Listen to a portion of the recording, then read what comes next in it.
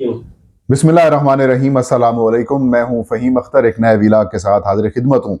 नाज़रीन, आम इंतखाबात 2024 की गहमा गहमियाँ तो खैर नहीं है, लेकिन हल्की फुल्की सी गहमा गहमी जो है वो जारी है। और गहमा गहमी पाकिस्तान पीपल्स पार्टी और पाकिस्तान मुस्लिम लीग नून की तरफ से जारी है। तहरीक इंसाफ जो है वो उनके आज़ाद हैसियत के अंदर जो उम्मीदवारान हैं वो भी हल्की फुल्की सी कंपेन कर रहे हैं, लेकिन उनको कंपेन करने की इजाज़त नहीं दी जा रही। वो जलसा करते हैं तो पुलिस आ जाती है, दीगर इदारे आ जाते हैं और उनको पकड़ ले देते हैं, या फिर उनको खौफजदा किया जाता है। लेकिन इस सूरत हाल के अंदर तमाम तर सरकारी रियासती इंतजामी वसाइल मिलने के बावजूद, सपोर्ट मिलने के बावजूद मुस्लिम लीग नून के जलसे कामयाब नहीं हो पा रहे हैं। आज मरीम नवाज और शहबाज शरीफ ने अलग अलग 2 जलसे किए, दोनों नाकाम हुए। उसकी तफसीलात आपके साथ शेयर करेंगे। इसके अलावा इलेक्शन कमीशन ऑफ पाकिस्तान ने आम इंतखाबात को सिर्फ 10 से 11 दिन रह गए हैं, उससे पहले इलेक्शंस मैनेजमेंट सिस्टम, जो कि नतायज की वसूली के लिए सिस्टम ने काम करना है, उसमें एक खामी एक्सेप्ट की है। ये क्या खामी है और क्या इससे धांधली का मंसूबा बनाया जा रहा है, इसकी तफसीलात आपके साथ शेयर करेंगे। नाज़रीन, पाकिस्तान के 12वें आम इंतखाबात 8 फरवरी 2024 को शेड्यूल हैं। ये इंतखाबात साफ और शफाफ और मुनसफाना तो किसी सूरत नहीं है।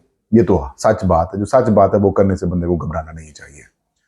देखिए, पिछले इलेक्शंस के अंदर जिस सियासी जमात ने 1,70,00,000 से ज्यादा वोट हासिल किए हैं, उस सियासी जमात को टेक्निकल ग्राउंड के ऊपर इलेक्शन कमीशन ऑफ पाकिस्तान ने और फिर बाद में सुप्रीम कोर्ट ऑफ पाकिस्तान के 3 रुकनी बेंच ने फारिग कर दिया कि आप इलेक्शन लड़ने के लिए अहल नहीं हैं।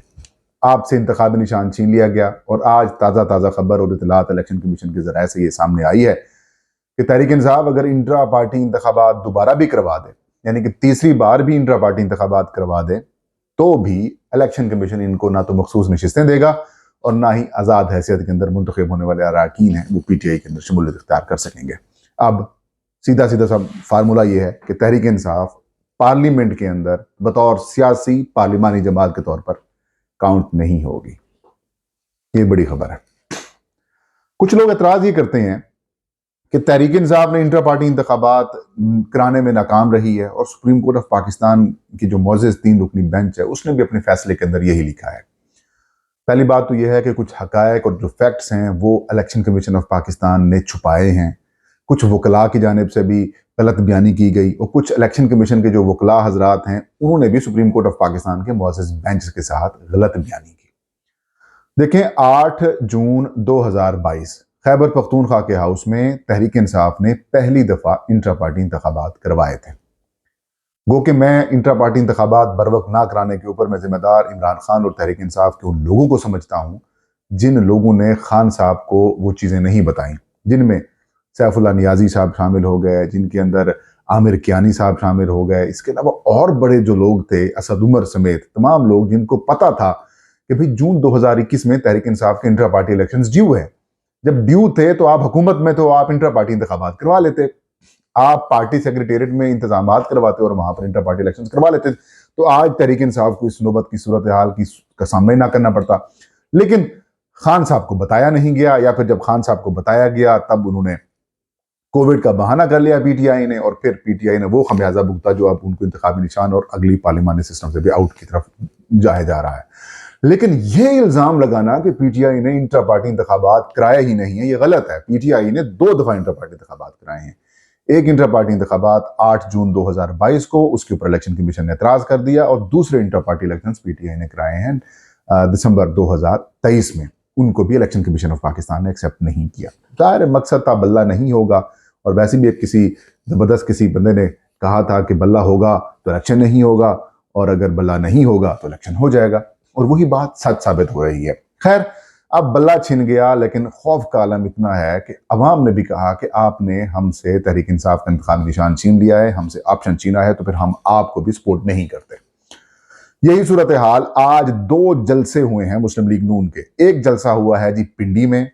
पिंडी में बड़ा क्लेम करती है मुस्लिम लीग नून, हनीफ अब्बासी, दानियाल चौधरी, फलाना खान, फलाना अब्बासी, फलाना उबा, फलाना फलां, कि हम पिंडी के ये, हम पिंडी के वो। लियाकत बाग छोटा सा ग्राउंड है, इतना बड़ा ग्राउंड नहीं है जिसे आप कहेंगे बहुत बड़ा ग्राउंड है। या एटलीस्ट अगर आप परेड एवेन्यू जो परेड ग्राउंड है, जो कि शक्करपड़ियाँ के अंदर फैजाबाद के बिल्कुल साथ है। ये बहुत बड़ा ग्राउंड है। तहरीक इंसाफ ने कम से कम 1 दर्जन दफा इस ग्राउंड को भरा है और बड़ी तादाद में लोग आए भी हैं। लियाकत बाग में शेख रशीद साहब जलसा करते थे जब, तो शेख रशीद साहब भी जलसा जो है उनकी एक सीट की जमात है जिस तरह कहते हैं वो, तो वो भी भर देते हैं उस ग्राउंड को। लेकिन मुस्लिम लीग नून जिसको सारी सपोर्ट इंतजामी हासिल है, रियासती सपोर्ट हासिल है, पुलिस की सपोर्ट हासिल है, बड़े इदारों की सपोर्ट इनको हासिल है, लेकिन बंदे नहीं आए। कुछ ऐसी वीडियोस सामने आई हैं, जाहिर है टीवी चैनल्स और मीडिया को तो मैनेज किया ही जा चुका है, लेकिन सोशल मीडिया जो है ना वो इनके गले की हड्डी बना हुआ है। अब लोगों ने जो है वो वीडियोस बनाना शुरू कर दी जब शहबाज शरीफ साहब खिताब कर रहे थे, और पंडाल के यहाँ कुर्सियां साली खाली पड़ी हुई थी, पीछे पीछे ग्राउंड खाली हुआ पड़ा था, और अपनी मर्जी के उन्होंने 2-4 हजार 5,000 कुर्सी लगाई थी, वो भी भर नहीं सके।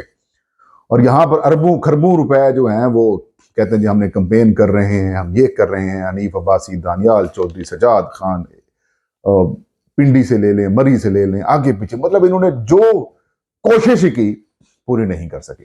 जाहिर है परेशानी तो है, बेचें क्या। और वो शहबाज शरीफ जिन्होंने 16 महीने की हुकूमत की और जिसने पेट्रोल 150 से लेकर उसको 300 तक लेके गए, लोग उनको तो रिजेक्ट करेंगे ना, जाहिर है। अब यही सूरत हाल मरियम नवाज साहबा के साथ थी। मरियम नवाज ने जी एबटाबाद के अंदर जलसा किया, और कोई कॉलेज ग्राउंड है, आधा ग्राउंड उन्होंने पहले पंडाल के नामे के बहाने के ऊपर बंद कर दिया, बाकी जो आधा ग्राउंड था वो हमने खाली छोड़ दिया। उसकी भी जो वीडियो सामने आई है उसके अंदर मरियम बीबी खिताब कर रही है और पीछे ग्राउंड खाली है। तो ये देखें जी, ये तो नोश्ता दीवार है इनके लिए, अवाम इनको रिजेक्ट कर रही है। ये सिलेक्टर्स की का बात किया करते थे, अब खुद सिलेक्शंस वाली पोस्ट के ऊपर बैठे हैं, सिलेक्टेड वाली पोस्ट के ऊपर बैठे हैं, लेकिन फिर भी अवाम इनको सपोर्ट नहीं कर रही। अवाम इनका कोई बयानिया मानने को तैयार ही नहीं हो रही। उसकी वजह वो 16 महीने की हुकूमत है, वो नाकिस कारकर्दगी है जिसने इमरान खान को बतौर सियासतदान एक नई जिंदगी दी। खैर जी, अब तो ये भुगतेंगे। तहरीक इंसाफ तो ज़ाहिर है अपना इलेक्शन लड़ ही रही है, प्लान कर ही रही है। जिस किस्म की भी सूरत हाल पीटीआई को जो है वो फेस करनी पड़ रही है वो कर रहे हैं। इमरान खान साहब भी डटे हुए हैं, उनके आज़ाद हैसियत के अंदर उम्मीदवार भी मैदान में मौजूद हैं, और यही वजह है कि लोग जो हैं वो इंतज़ार कर रहे हैं। लोग मतलब अभी मैं दोस्त है हमारे सीनियर साहब हैं, उनके साथ बैठा हुआ था, मैंने उनको कहा कि सर वो बात बिल्कुल दुरुस्त है कि पहले जो उम्मीदवार हैं वो वोटरों को ढूंढते थे, और अब जो वोटर हैं पीटीआई के वो अपने उम्मीदवारों को ढूंढ रहे हैं। मतलब इस तरह का बल्ले का निशान पहले था पीटीआई का, तो फिर उनको कोई मसला नहीं था कैंपेन का, ठीक है बैट जिसके पास है वही हमारा उम्मीदवार है। अब उम्मीदवारों को ढूंढ रहे हैं कि असली इमरान खान का साथी कौन है।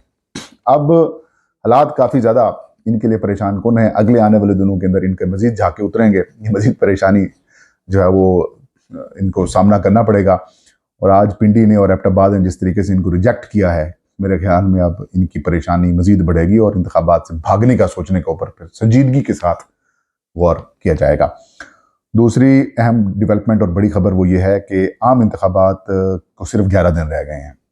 इलेक्शन कमीशन ऑफ पाकिस्तान ने 11 दिन बाद यानी कि 8 फरवरी को पाकिस्तान के इंतखाबात करवाने हैं। इन इंतखाबात के लिए कोई लगभग 35 से 40 करोड़ रुपए की लागत से इलेक्शन कमीशन ऑफ पाकिस्तान ने इलेक्शंस मैनेजमेंट सिस्टम बनाया। इलेक्शंस मैनेजमेंट सिस्टम के जरिए इन्होंने कहा कि ये एक ऐसा हल है जो इलेक्शंस रिलेटेड तमाम जो मामलात होंगे वो इस सिस्टम के अंदर मौजूद होंगे।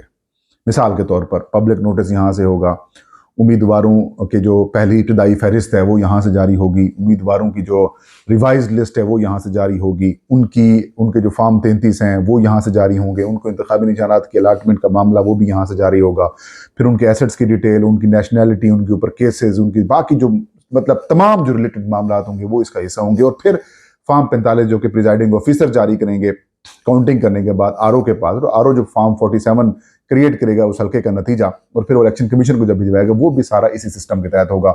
और पोलिंग स्टेशन वाइज और हल्का वाइज तमाम जो नतायज होंगे वो इसके जरिए आएंगे। इलेक्शन कमीशन ऑफ पाकिस्तान ये खबर आज से लगभग जब प्रोसेस जब शुरू हुआ था ये नॉमिनेशंस का या यूं कहें कि जमा कराने का, कागजात नामजदगी जमा कराने का प्रोसेस शुरू हुआ, तो फिर ये एजाज़ मुझे हासिल होता है कि मैंने ये खबर ब्रेक की कि इलेक्शन मैनेजमेंट सिस्टम जो है वो नाकाम हो चुका है पहले 2 मरहल में। तो कमीशन ने इसकी तरदीद की, लेकिन आज इलेक्शन कमीशन ऑफ पाकिस्तान ने एक प्रेस रिलीज जारी की है, उसके अंदर ये इंकशाफ किया है कि इलेक्शन कमीशन ने चौथा मॉक एक्सरसाइज की है इलेक्शन मैनेजमेंट सिस्टम की। वो कहते हैं कि हमने कामयाब कर लिया है, हमने कामयाब कर लिया है। लेकिन फिर पैराग्राफ नंबर 3 के अंदर वो लिखते हैं कि कुछ इलाकों में प्रिजाइडिंग अफसरान को इसकी कनेक्टिविटी की वजह से मसाइल का सामना करना पड़ा है, और इनके मसाइल की वजह से अगर ये इश्यूज ना चल पाएं तो उन्होंने कहा है कि वो रिटर्निंग ऑफिसर के पास ज़ाती हैसियत में प्रिजाइडिंग ऑफिसर जाएंगे और फॉर्म 45 जो है वो जमा करवाएंगे। अभी तो सीधी सी बात है, ये तो फेलियर है। और ये कैसा फेलियर है जो इस बात की निशानदेही कर रहा है कि इलेक्शंस वाले दिन इनसे क्या क्या चीज़ें मिसमैनेज होनी है, उससे क्या चीज़ें मैनेज नहीं होनी। और वही हाल होना है कि आरटीएस की वजह से जो 100% नतीजा नहीं दे सका था लेकिन अपनी कैपेसिटी से बढ़ा था, लेकिन इस दफ़ा कैपेसिटी भी बढ़ने जा रही है। बहुत परेशानी हो रही है इलेक्शन कमीशन ऑफ पाकिस्तान। ये देखिए, ये बात इस बात को इंडिकेट कर रही है कि भी प्लान तैयार है। इलेक्शंस हो गए इलेक्शंस हो गए पुरअमन, तो फिर धांधली के जरिए काम कराया जाएगा। एनीवेज, अल्लाह पाकिस्तान की हिफाजत फरमाए, हम सब की हिफाजत फरमाए और हम सबको हक और सच का साथ देने की तौफीक अता फरमाए। ये था आज का व्लॉग। फ़हीम अख्तर को इजाज़त दीजिए। अल्लाह हम सबका हामी नासिर हो।